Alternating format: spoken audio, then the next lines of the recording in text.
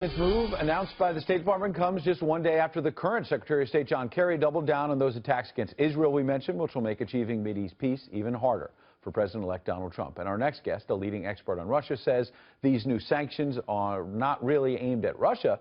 This move, too, is actually meant to muddy the water some more for Mr. Trump. Stephen Cohen is professor of Russian studies at both NYU and Princeton University. Welcome, Professor. You say this is the president trying to cripple Mr. Trump a bit? Well, it's one of the things I said. I'm not sure. I mean, look, we got a really strange situation, and I would say exceedingly dangerous. Why? Well, our relationship with Russia is worse than it's been since the Cuban Missile Crisis of 1962. And we're taking steps that are going to escalate it, make it worse. On the other hand, they haven't given us any facts about what the Russians actually did. So between this, I would say, semi-hysterical reaction by the American political class and the absence of facts, we don't ask, what's the impact of this going to be on Russia itself? So what kind of decisions is it going to produce in Moscow?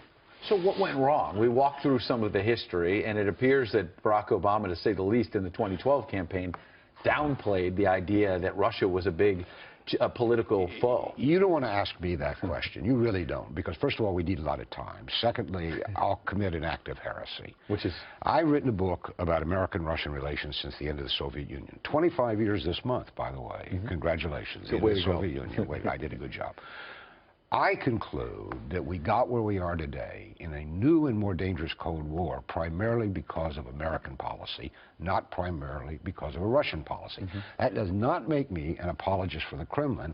What it makes me is a defender of American national security. So here's the question. Some of your people asked it. Sure. To what extent was what Obama did today? And by the way, it's not the sanctions that are dangerous. That's old Cold War stuff. Right. It's the covert actions he says are coming next.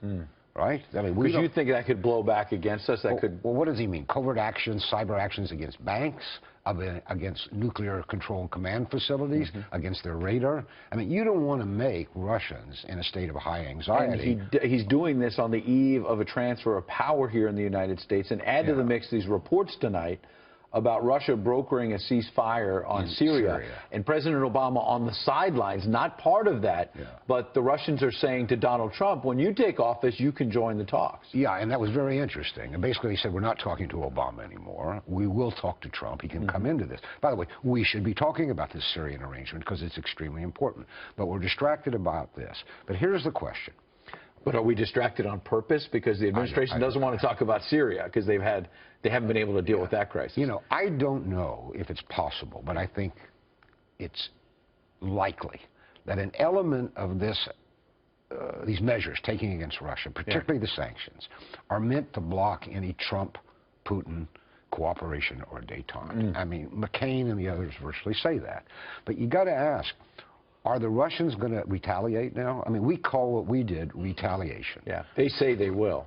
Yeah, but we don't know until we produce the facts. Obama says he'll produce the facts in a few days, what the Russians actually did. So your bottom line point tonight is you've got 30 seconds. In 30 seconds, we are in an exceedingly dangerous relationship with Russia. There are 3 places fraught with actual war: Ukraine, Syria, and, of course, the Baltic region, where NATO is building up. Escalating now, with everybody talking about nuclear weapons, as Trump did last week.